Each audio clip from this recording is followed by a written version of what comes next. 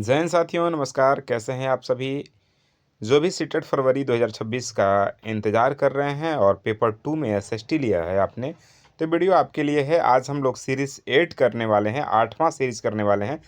इसमें हम सामाजिक विज्ञान के वो सभी प्रश्न करते हैं जिन्हें सीटेट में पूछे जाने की संभावना है, खासकर एनसीईआरटी और एनसीईआरटी से रिलेटेड जो सामाजिक विज्ञान पेडागोगी हैं उनके प्रश्न करते हैं। तो नमस्कार, मेरा नाम विवेक पांडे है और आप देख रहे हैं टुडे एग्जाम स्टडी का यूट्यूब प्लेटफॉर्म। आइए फ्रेंड्स, क्वेश्चन शुरू करते हैं। उससे पहले चैनल पर नए होंगे तो सब्सक्राइब कर लीजिएगा, वीडियो पसंद आएगा तो लाइक शेयर करिएगा। बाकी अपना फीडबैक कमेंट बॉक्स में ज़रूर दीजिएगा कि ये सेशन आपको कैसा लग रहा है। देखिए, पहले प्रश्न से शुरू करते हैं। पहला प्रश्न है, दक्षिण भारत के मामल्लपुरम के एकाश्म मंदिरों के संदर्भ में कौन सा कथन सही है?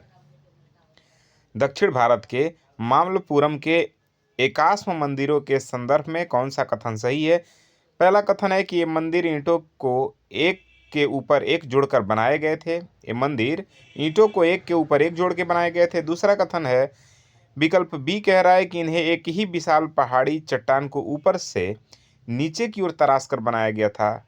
सी कह रहा है कि इनका निर्माण चोल राजाओं ने करवाया था। और विकल्प डी कह रहा है कि ये मंदिर केवल लकड़ी से निर्मित थे। देखिए मेरे भाई, सही विकल्प होगा ऑप्शन नंबर बी, यानी इन्हें एक ही विशाल पहाड़ी यानी चट्टान को ऊपर से नीचे की ओर काट करके तराश कर बनाया गया था। जो दक्षिण भारत का मामल्लपुरम के एकाश्म मंदिर है, उसके बारे में सही कथन विकल्प बी हो जाता है आपका। ठीक है ना?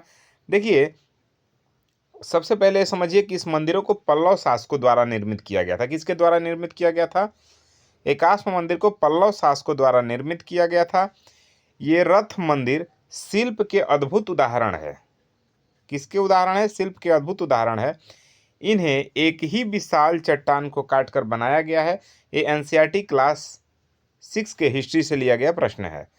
चलिए अगले प्रश्न की तरफ चलते हैं मेरे भाई। तो अगला प्रश्न है आपके सामने कि 12वीं शताब्दी के वीर शैव आंदोलन जो कर्नाटक में हुए, ठीक है ना, वीर शैव आंदोलन ने किस विचार का कड़ा विरोध किया? 12वीं शताब्दी के वीर शैव आंदोलन हुए जो कि कर्नाटक में हुए थे। उसने किस विचार का कड़ा विरोध किया? कन्नड़ भाषा के प्रयोग का, सभी मनुष्यों की समानता का, या ब्राह्मणवादी विचारधारा और जाति प्रथा के प्रति भेदभाव का, या शिव की व्यक्तिगत पूजा का? बताइए।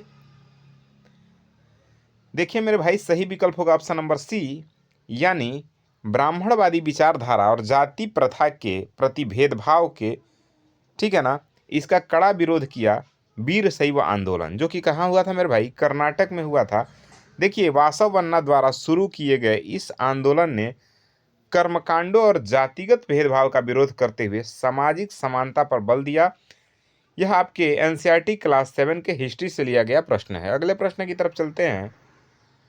तो मेरे भाई, अगला प्रश्न आपसे कह रहा है कि औपनिवेशिक भारत में प्लासी के युद्ध जो 1757 में हुआ, प्लासी का युद्ध कब हुआ मेरे भाई? 1757 में। अब सवाल ये है कि औपनिवेशिक भारत में प्लासी के युद्ध के बाद अंग्रेजों ने किसे बंगाल का कठपुतली नवाब बनाया था?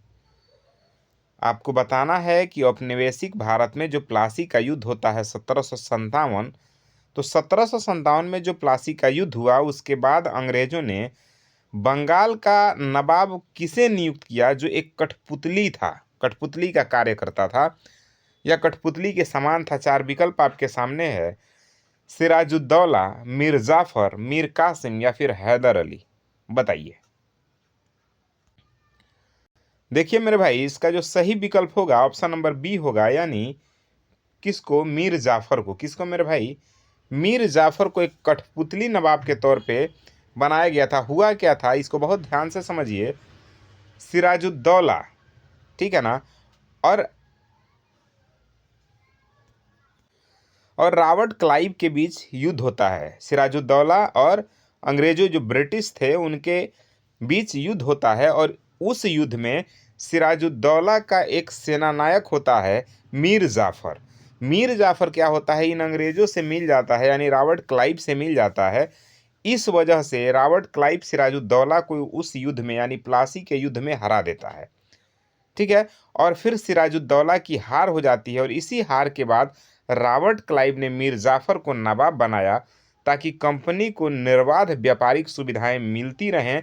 और यह एनसीईआरटी क्लास 7 के हिस्ट्री से लिया गया प्रश्न है, ठीक है ना मेरे भाई। ध्यान रखिएगा, सिराजुद्दौला के हार के बाद रॉबर्ट क्लाइव ने मीर जाफर को बंगाल का नवाब नियुक्त किया था मेरे भाई, जो एक कठपुतली का कार्य करता था। अगला प्रश्न है आपके सामने गल्फ स्ट्रीम के बारे में। गल्फ स्ट्रीम एक गर्म और महासागरीय धारा है। इसका यूरोप के उत्तर पश्चिम तट पर क्या प्रभाव पड़ता है, बताइए। गल्फ स्ट्रीम जो है वह एक गर्म महासागरीय धारा है। सबसे पहली बात तो यही समझिए कि गल्फ स्ट्रीम क्या है, तो एक गर्म महासागरीय धारा है। अब सवाल यह है कि इसका यूरोप के उत्तर पश्चिम तट पर क्या प्रभाव पड़ता है।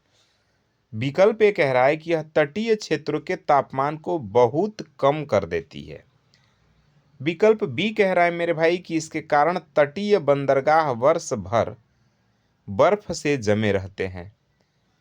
विकल्प सी कह रहा है कि यह ठंडे क्षेत्रों के तापमान को बढ़ा देती है और बंदरगाहों को बर्फ मुक्त रखती है। और विकल्प डी कह रहा है कि इससे समुद्र का जल मीठा हो जाता है। बताइए, 4 विकल्प आपके सामने है मेरे भाई, सही विकल्प क्या होगा बताइए। देखिए मेरे भाई, इसका जो सही विकल्प होगा विकल्प सी होगा, यानी यह ठंडे क्षेत्रों के तापमान को बढ़ा देती है और बंदरगाहों को बर्फ मुक्त रखती है। तो इसलिए विकल्प सी आपका सही हो जाता है गल्फ स्ट्रीम के बारे में। देखिए, गल्फ स्ट्रीम एक गर्म जल लाती है, ठीक है ना, जिससे ब्रिटेन और नॉर्वे जैसे देशों के बंदरगाह सर्दियों में भी जमते नहीं हैं। ठीक बात समझ में आ रहा है। यह आपके एनसीईआरटी क्लास 7 के ज्योग्राफी से लिया गया प्रश्न है मेरे भाई। अगले प्रश्न की तरफ चलें तो अगला प्रश्न है, कह रहा है आपका प्रश्न कि जब वायु गर्म होती है तो इसके घनत्व और दाब पर क्या प्रभाव पड़ता है। बहुत सिंपल सा प्रश्न है कि जब वायु यानी हवा गर्म होती है तो इसके घनत्व और दाब पर क्या प्रभाव पड़ता है। विकल्प ए कह रहा है कि वायु सघन हो जाती है और दाब बढ़ जाता है। विकल्प बी कह रहा है मेरे भाई कि वायु विरल यानी हल्की होकर ऊपर उठती है और निम्न दाब क्षेत्र बनाती है। विकल्प सी कह रहा है कि वायु भारी होकर नीचे बैठती है और उच्च दाब बनाती है। और विकल्प डी कह रहा है कि दाब और तापमान का कोई संबंध नहीं होता। अब 4 विकल्प है, सही विकल्प क्या होगा मेरे भाई। वायु गर्म होती है तो घनत्व और दाब पर क्या प्रभाव पड़ता है बताइए। देखिए मेरे भाई, इसका जो सही विकल्प होगा विकल्प बी हो जाएगा, यानी जब वायु गर्म होती है तो इसके घनत्व और दाब पर क्या प्रभाव पड़ता है। तो प्रभाव ये पड़ता है कि वायु विरल यानी हल्की होकर ऊपर उठती है और निम्न दाब क्षेत्र बनाती है। बात समझ में आ रहा है। देखिए, इससे होता क्या है मेरे भाई, बहुत आराम से समझिए आप कि गर्म वायु फैलती है और हल्की होकर ऊपर उठती है। गर्म वायु क्या होती है मेरे भाई, फैल जाती है और हल्की हो जाती है और हल्की होकर ऊपर उठती है, जिससे धरातल पर निम्न दाब बनता है। क्या बनता है मेरे भाई, निम्न दाब बनता है। यह एनसीईआरटी क्लास 7 के ज्योग्राफी से लिया गया प्रश्न है। देखिए, आप खुद देखते हैं कि जब कोई भी वायु गर्म होती है तो ऊपर को उठती है, फैल करके और ऊपर उठ जाती है। बात क्लियर हो रहा है ना। और फिर हल्की होकर ऊपर उठती है। अब जब ऊपर उठ जाती है तो नीचे जो खाली स्थान होता है वहाँ धरातल पर निम्न दाब बनता है। बात क्लियर हो रहा है ना। तो ये आपके एनसीईआरटी से लिए गए प्रश्न है क्लास 7 के। आगे प्रश्न ये है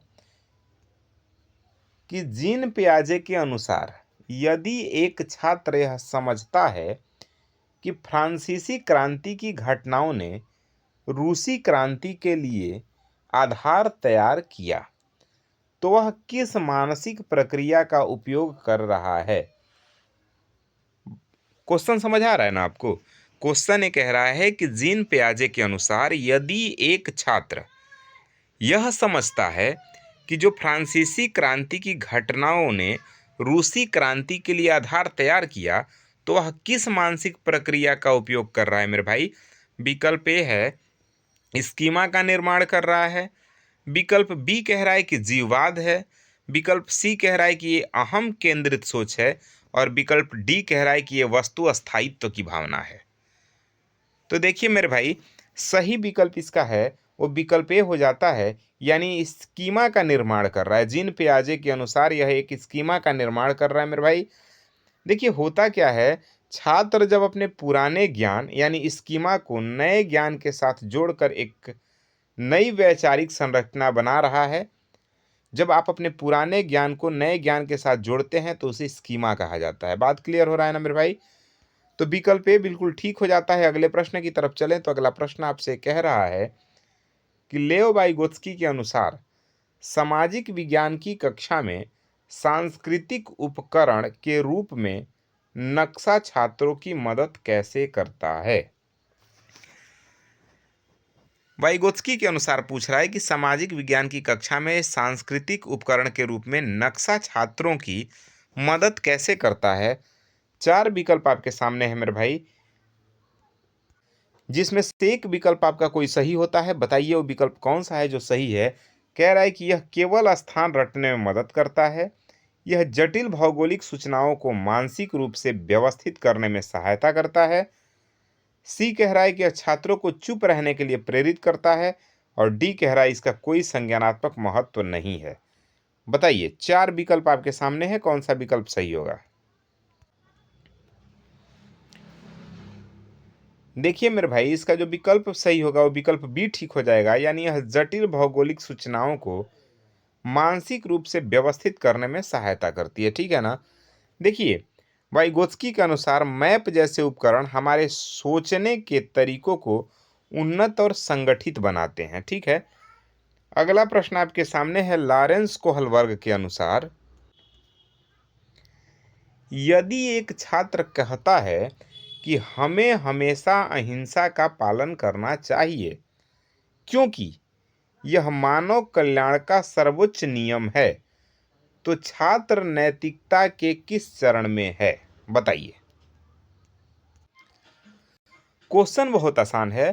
कह रहा है कि यदि एक छात्र कहता है कि हमें हमेशा अहिंसा का पालन करना चाहिए, क्यों करना चाहिए? क्योंकि यह मानव कल्याण का सर्वोच्च नियम है। तो छात्र नैतिकता के किस चरण में है, किस चरण का वो पालन कर रहा है? तो देखिए मेरे भाई, सही विकल्प होगा विकल्प सी हो जाएगा, यानी वह सार्वभौमिक नैतिक सिद्धांत का पालन कर रहा है। ठीक है ना?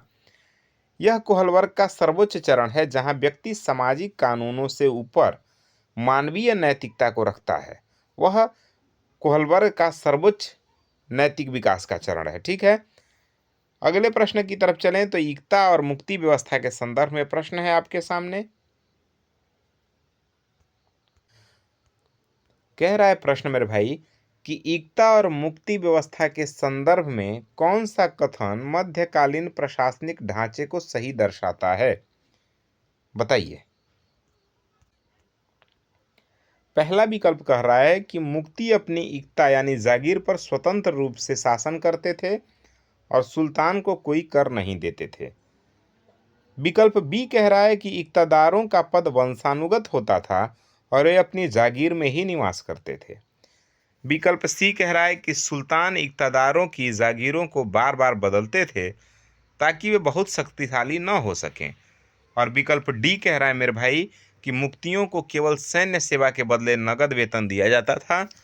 तो इसका जो सही विकल्प होगा विकल्प सी हो जाएगा, यानी सुल्तान इक्तादारों की जागीरों को बार बार बदलते थे ताकि वे बहुत शक्तिशाली न हो सके।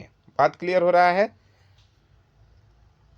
अगले प्रश्न की तरफ चलें तो अगला प्रश्न है आपके सामने कि 19वीं सदी के जो गैर ब्राह्मण आंदोलनों के संदर्भ में ईवी रामास्वामी नायकर जो पेरियार के विचारों का मुख्य आधार क्या था? देखिए मेरे भाई, ये प्रश्न आपके एनसीईआरटी सीटेट के 2024 के दिसंबर वाले एग्जाम में पूछा जा चुका है गैर ब्राह्मण आंदोलन के बारे में। तो कह रहा है 19वीं सदी के जो गैर ब्राह्मण आंदोलन के संदर्भ में ईवी रामास्वामी नायकर जो एक पेरियार थे के विचारों का मुख्य आधार क्या था?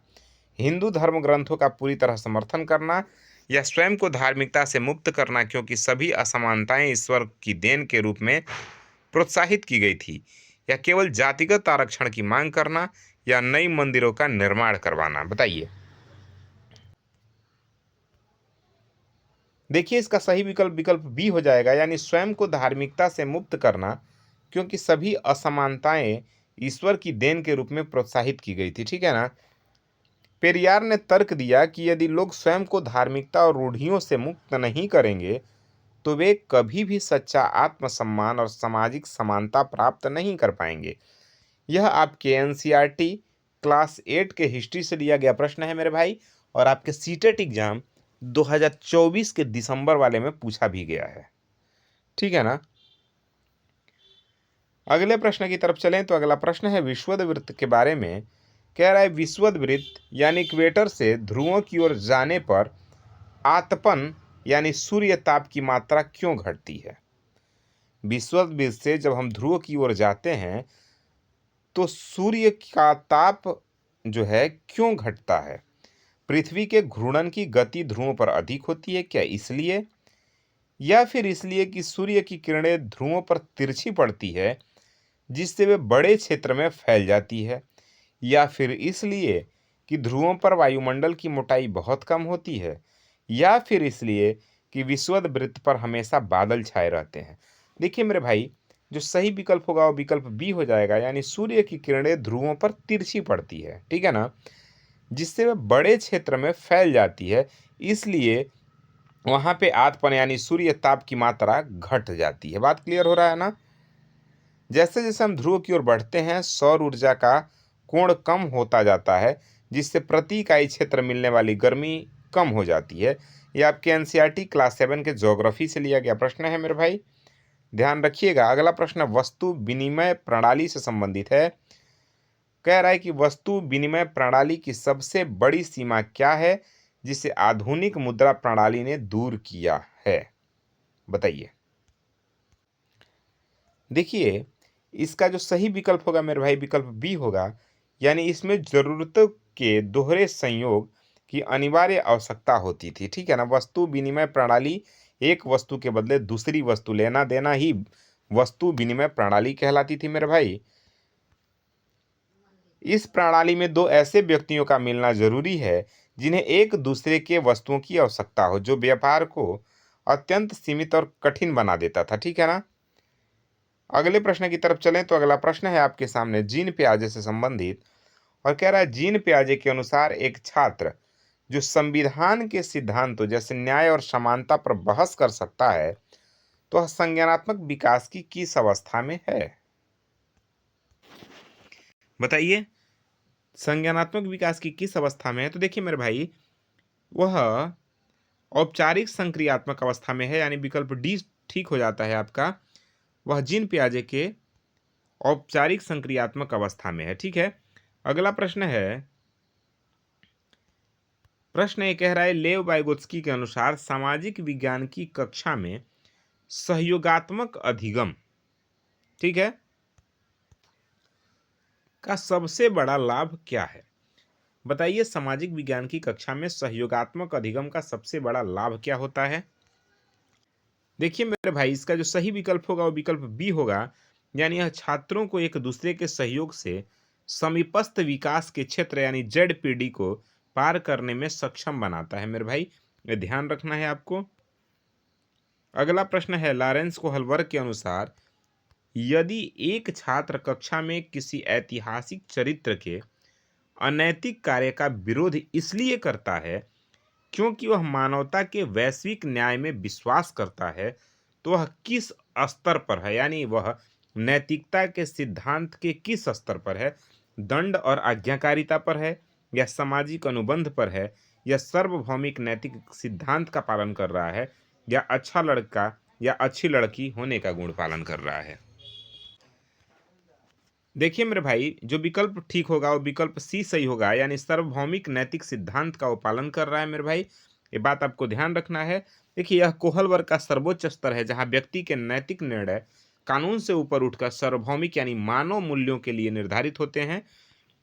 अगला प्रश्न है मेरे भाई आपके सामने, भारतीय संविधान का अनुच्छेद 21 के अंतर्गत जीवन के अधिकार में निम्नलिखित में से कौन सा अधिकार सम्मिलित है जिसे सर्वोच्च न्यायालय ने समय समय पर विस्तारित किया है? बताइए। तो देखिए मेरे भाई, अनुच्छेद 21 से कहता है कि जीवन का अधिकार होना चाहिए, यानी किसी भी व्यक्ति को स्वच्छ भोजन, स्वास्थ्य और प्रदूषण मुक्त जल और स्वस्थ हवा उसे मिलने का अधिकार है। यानी स्वच्छ हवा, स्वच्छ पानी, प्रदूषण रहित स्थान, उसे ये अधिकार है मतलब मिलने का। ये हमारा आर्टिकल 21 कहता है, ठीक है, जीवन जीने का अधिकार।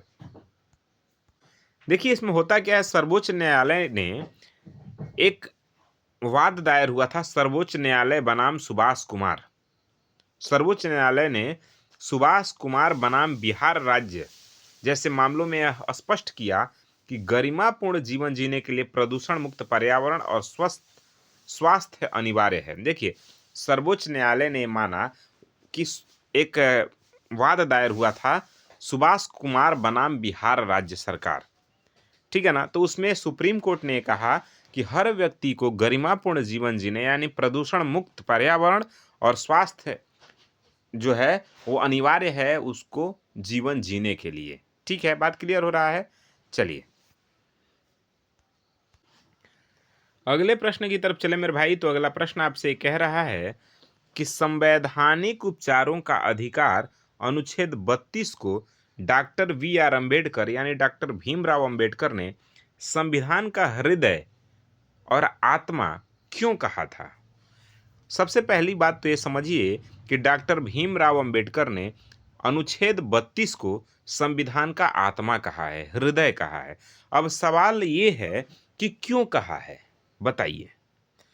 क्या इसलिए कहा है क्योंकि यह नागरिकों को चुनाव लड़ने का अधिकार देता है, या इसलिए कहा है क्योंकि यह मौलिक अधिकारों के उल्लंघन की स्थिति में नागरिकों को सीधे न्यायालय जाने की शक्ति देता है, या फिर इसलिए कहा है क्योंकि यह प्रधानमंत्री की शक्तियों को बढ़ाता है, या फिर इसलिए कहा है क्योंकि यह सभी को समान वेतन सुनिश्चित कराता है?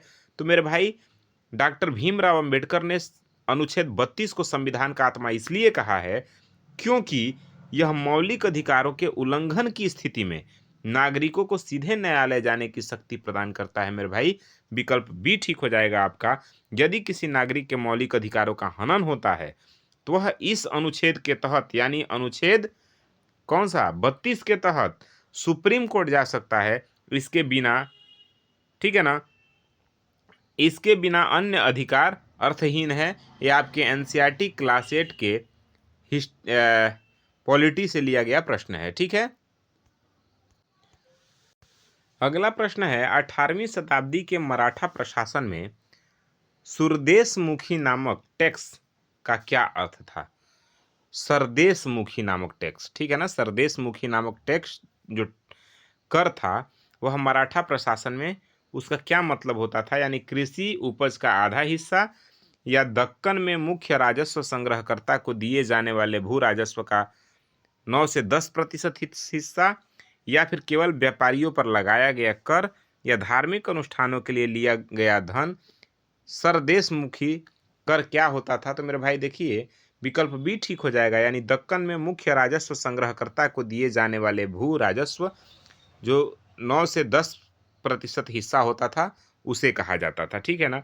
मराठों ने अपनी सुरक्षा के बदले चौथाई कर यानी 25% सरदेशमुखी कर वसूले थे। ये आपके एनसीईआरटी क्लास 7 के हिस्ट्री में भी दिया गया प्रश्न है। अगले प्रश्न की तरफ चलें तो अगला प्रश्न आपसे कह रहा है बुनकरों के संदर्भ में 18वीं सदी के भारत में औरंग शब्द का क्या तात्पर्य था? औरंग क्या कहलाता था मेरे भाई, बताइए।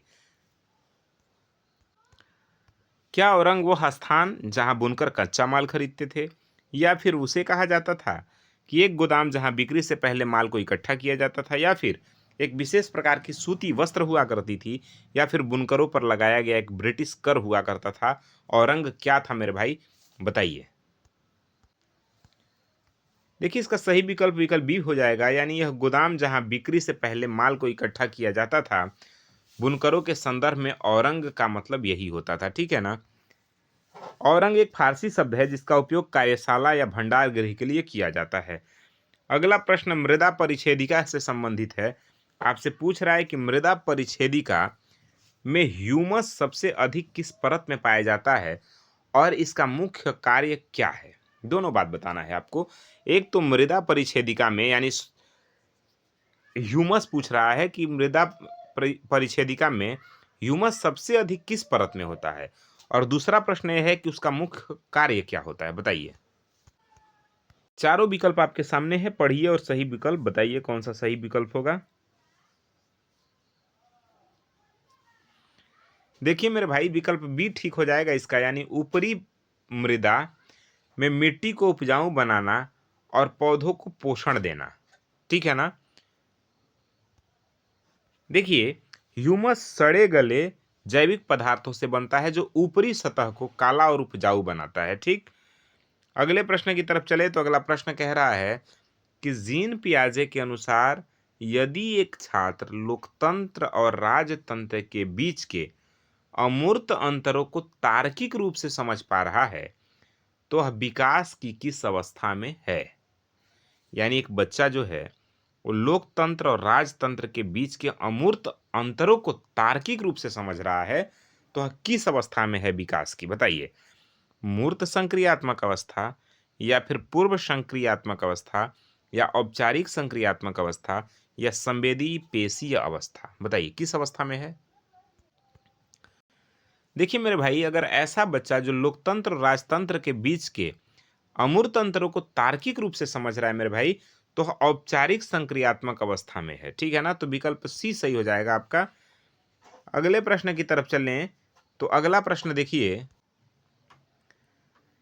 लेओ वाइगोत्स्की के संबंध में है और कह रहा है कि वाइगोत्स्की के अनुसार सामाजिक रचनावाद के अनुसार सामाजिक विज्ञान के शिक्षक को संसद की कार्यप्रणाली सिखाने के लिए कौन सी विधि अपनानी चाहिए।